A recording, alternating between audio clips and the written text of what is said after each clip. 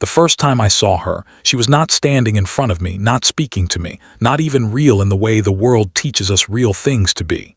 She was only a dream, but that dream felt more alive than the city outside my window, more alive than the noise in my room, more alive than the life I was actually living.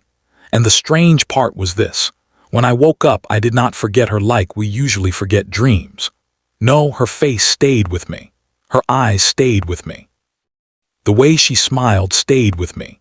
Even the tiny scar near her eyebrow stayed with me like a secret my heart had been handed and told to protect. I remember lying there in the dark, staring at the ceiling, asking myself one simple question over and over again. How can someone I have never met feel more familiar than everyone I know? I wish I could say I was the kind of person who believed in fate, signs, and all those things people talk about when they want to sound romantic. But I was not. I was ordinary, practical, and stubbornly convinced that life was just a chain of random events. I worked, I ate, I slept, I paid bills, I answered messages late, and I tried not to think too deeply about the loneliness that sat quietly beside me every night. My life was not tragic. It was just empty in a way I could not explain. I had friends, but not the kind of friends who knew my silences. I had family, but not the kind who noticed when I stopped smiling. I had ambition, but no real direction. And then came the dreams. At first, I thought it was just stress. In the dream, I was always somewhere peaceful, always somewhere just a little too beautiful to be real. Sometimes it was a field after rain, with the smell of wet earth and wild grass floating in the air. Sometimes it was a train station glowing under warm lights at night. Sometimes it was a narrow street where old lanterns hung above the road and music drifted from an unseen window. And in every dream she was there, never fully introduced, never properly explained. She would stand a little far away at first, like she was waiting for me to notice her without making it obvious. Then she would turn, and the moment I saw her face, something inside me would go still. She had long dark hair that moved like water when the wind touched it. Her eyes were soft but serious, as if she had seen too much and still chose kindness. She wore simple clothes, nothing dramatic, nothing flashy, just the kind of clothes that somehow made her look even more graceful. And every time I saw her, I would feel the same impossible certainty rising inside me. I knew her. I did not know how I knew her, but I knew her. There was a warmth in her presence that made the dream feel like home and heartbreak at the same time. In the beginning, she never spoke. She would just look at me, almost like she was trying to remember something too. Then one night, in a dream where we were standing under a tree heavy with white blossoms, she finally said my name, not loudly, not dramatically, just softly like she had been saying it forever. When I woke up, my heart was pounding so hard I thought something was wrong with me. I sat up in bed, breathing fast, and whispered her face into the darkness like I could call her into existence by remembering her clearly enough. That was the night the dream stopped feeling like random images and started feeling like a message. After that, I began to wait for sleep the way some people wait for a train. I would finish my day with a strange hope building in me, and every night I would close my eyes wondering whether she would return. She always did. Sometimes she would appear near a river, sometimes beside a crowded street where everyone else moved like shadows, sometimes in a small room filled with old books and yellow light. The places changed, but her presence did not, and slowly in pieces she began to speak. She told me her name was Elena. That was all at first, just Elena. But even that small thing changed everything. It gave her shape. It gave her a place in my mind that was no longer just a dream girl blur. Elena became a real name attached to a real feeling, and with that name came a strange ache. Because somehow, the more I dreamed of her, the more I started to feel like I had lost her long before I ever found her. I began noticing her in waking life too, or at least I thought I did. A woman at a cafe with similar eyes. A girl crossing the street with the same kind of walk. A stranger laughing in a train window, and for one dizzy second I would think it was her. But each time, the moment would pass, and the disappointment would hit me like cold rain. I would tell myself to stop being ridiculous, stop building a love story out of sleep, stop turning coincidence into destiny. Yet I could not stop. Some feelings are not built to obey logic. Some feelings dig their roots in so deep that even reason cannot pull them out. Days turned into weeks. Weeks turned into months. The dreams continued. And then one night, everything changed. In that dream, I was standing in the middle of a marketplace that looked ancient and alive, full of colors, spices, voices, and sunlight bouncing off metal roofs. Elena stood across from me at the far end of the lane, but this time she was not alone. She was holding a small envelope in her hand, and tears were running down her face. I ran toward her, but the crowd kept shifting between us, faces blurring, bodies moving like waves. I called her name. She heard me. She turned. She lifted the envelope toward me as if she wanted to give it to me, but before I could reach her, the whole place shook like the ground had split open beneath us. I woke up gasping. My room was cold. My shirt was damp with sweat. And for the first time, instead of feeling comforted by the dream, I felt terrified. Not because it was frightening, but because it felt urgent. Like something was trying to happen and I was failing to catch up. The next morning, I opened my phone and searched everything I could think of about recurring dreams, about seeing the same person, about the mind creating emotional attachments, about memory, about fate, about psychological projection. The more I read, the less I understood. None of it explained the weight in my chest. None of it explained why I felt like I was not dreaming about a stranger, but remembering someone.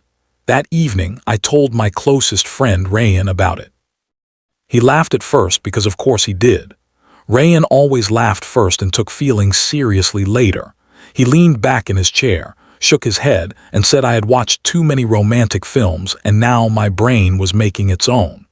He said maybe I was just lonely enough to dream up the perfect girl. I wanted to argue, but I could not because for one ugly second I feared he might be right. Maybe she was just a fantasy. Maybe I had become so tired of ordinary life that my mind had painted someone beautiful and called her destiny. But that night, she came again. This time the dream was different. It was quieter. We were in a library and rain tapped gently against tall windows. She was sitting by herself, turning the pages of an old book. I approached her slowly, afraid that if I moved too fast she would disappear. When I sat across from her, she looked up and smiled like she had been waiting for me for a very long time. "You took too long," she said. I stared at her. "What do you mean?" She closed the book and looked at me with those impossible eyes. "I kept finding you," she said, "but you kept waking up before you could remember." I felt a chill run through me. "Remember what?" But she did not answer. Instead, she placed the book on the table and slid it toward me. On the cover was a symbol I had never seen before, a small circle with a line through it and tiny marks around the edge. It looked like a compass or maybe a clock broken by time itself. I opened the book, but all the pages were blank. Then she whispered, "Look for the place where the dreams begin." I woke up. I stayed awake the rest of the night, heart hammering, replaying her words again and again. "Look for the place where the dreams begin." It sounded like nonsense, but something about it felt instructive, as though the dream had become a trail and I had finally been given the first clue. Over the next few days, I thought about that phrase constantly. The place where the dreams begin. I tried to make sense of it in the obvious ways. Was it a real location? A memory? A story from childhood? A place I had seen before and forgotten? Then one afternoon, while cleaning the back of my old cupboard, I found something I had not seen in years. A sketchbook from my teenage days. I opened it absent-mindedly, and there, on one of the first pages, I froze. It was her face. Not perfectly, not as detailed as the woman in the dreams, but close enough to make my hands tremble. A rough pencil sketch of a girl with long dark hair, soft eyes, and that same tiny scar near the eyebrow. I do not know how long I sat there in silence. Maybe minutes, maybe longer. All I know is that my entire body went numb. I had drawn that face years ago before I ever had these dreams. I had no memory of doing it, which made the discovery even stranger. Under the sketch, in my own handwriting, I had written one sentence. "The girl from the station." Station. That word hit me like thunder. Suddenly I remembered something from childhood, something I had buried so deep it had almost disappeared. A rainy evening. A crowded platform. My father distracted by luggage. Me, maybe 11 or 12, wandering near the waiting area and seeing a girl sitting alone with a red umbrella. She had looked up and smiled at me, and I had smiled back, But then the crowd shifted, someone called my father, and when I looked again she was gone. That memory had always felt incomplete, like a dream inside another dream. I had never told anyone about it because it seemed too small to matter. Yet now, sitting on the floor with an old sketchbook in my hands, I understood why it had stayed with me. That girl had not disappeared from my mind. She had been living there quietly all this time, and the dreams somehow had begun to build her back. I became obsessed after that. Not in a dangerous way, not in some wild, dramatic way, but in a restless human way. I wanted to know who she was, where she came from, why she had returned to me through sleep, and why I felt such a deep ache to find her. I started revisiting places from my past. The station, old streets, the neighborhood where I used to live, the park where I used to play as a child. I looked at faces in crowds longer than normal people do. I checked every bookstore, every cafe, every train platform as if the universe might eventually feel sorry for me and reveal her standing between strangers. Rayan noticed the change and called it madness. My sister called it hope. My mother, who somehow understood these things without needing details, just told me not to chase something so hard that I forgot to live. But I was already living half inside the question of Elena. I could not let go. Then one evening in the middle of a crowded winter market, I saw the scarf first. It was a plain blue scarf wrapped around a girl's neck as she browsed through a stall of second-hand books. Something about the way she tilted her head made me stop walking. I did not see her face yet, but my body reacted before my mind did. My heart lurched. My feet stopped. The world narrowed. I moved closer. She turned slightly, and there she was, Elena. Not identical to the dream in every detail, because real life never is. Her hair was shorter than in the dreams. Her coat was darker. She looked more tired, more human, and more beautiful than I had ever imagined possible. But it was her. It was undeniably her. My breath caught in my throat so hard I thought I might collapse right there between the bookstalls and the smell of roasted nuts.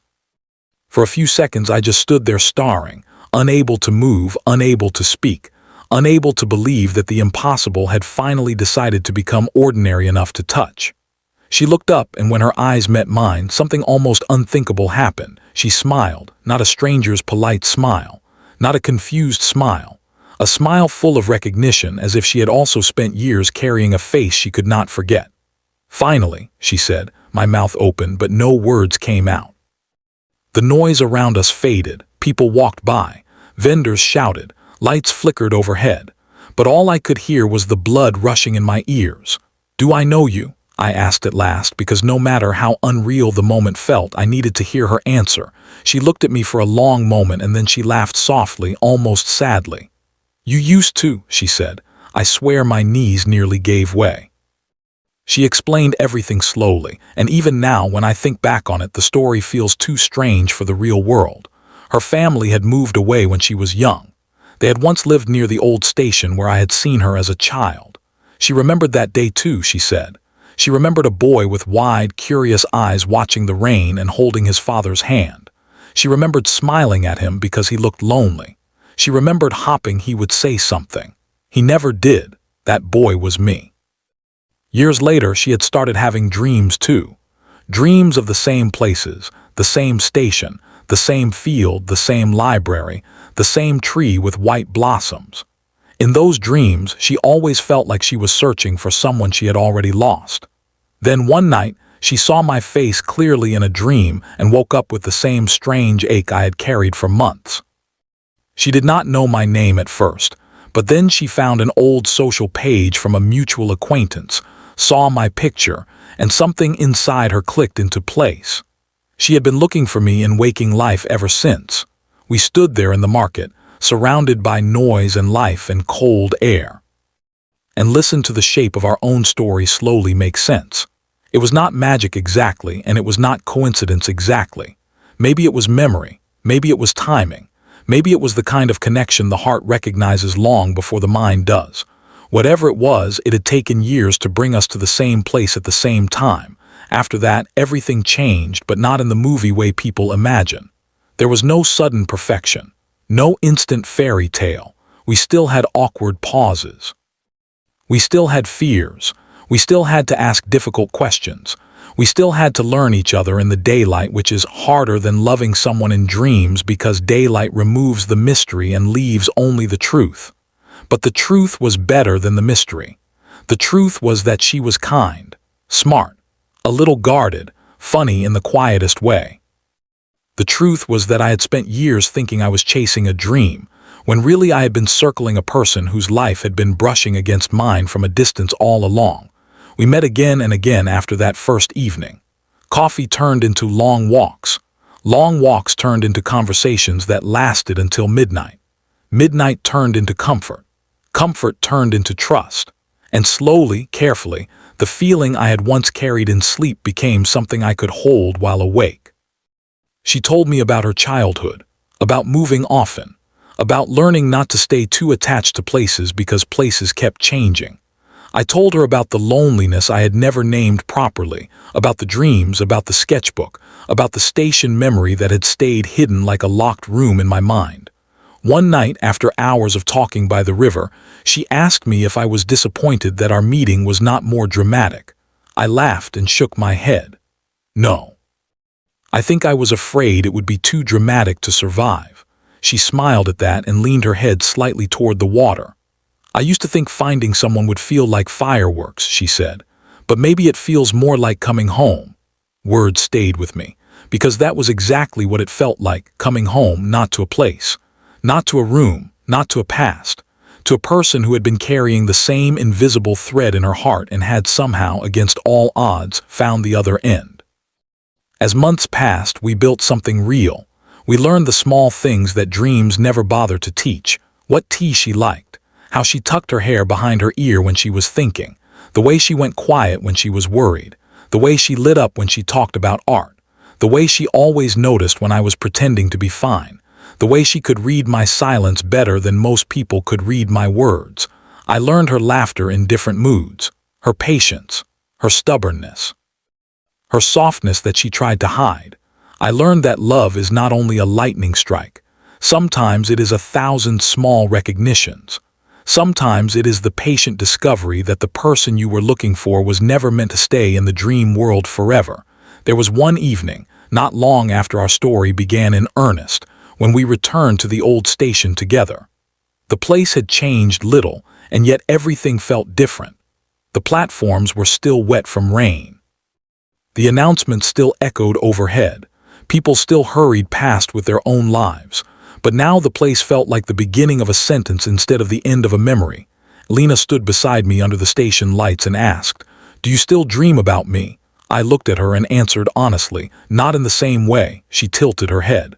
"What changed?" I smiled. "Now I can wake up and still find you." Her eyes softened and she reached for my hand. In that moment, I understood something I had not understood before.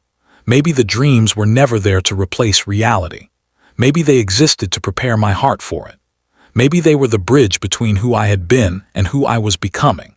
Maybe all those lonely nights had simply been leading me toward a person who would make the waiting worth it. If this story has pulled at your heart even a little, then take it as a reminder that some connections are quieter than thunder but stronger than it. Some people enter our lives twice, once in the imagination and once in the flesh, and both times they leave a mark. So before this story ends, pause for a second, because moments like this deserve to be shared. If it touched you, like it from the heart, comment what part felt the most real to you, share it with someone who believes in destiny, and subscribe so you do not miss the next story that might just surprise you even more.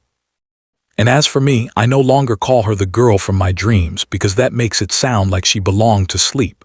She does not.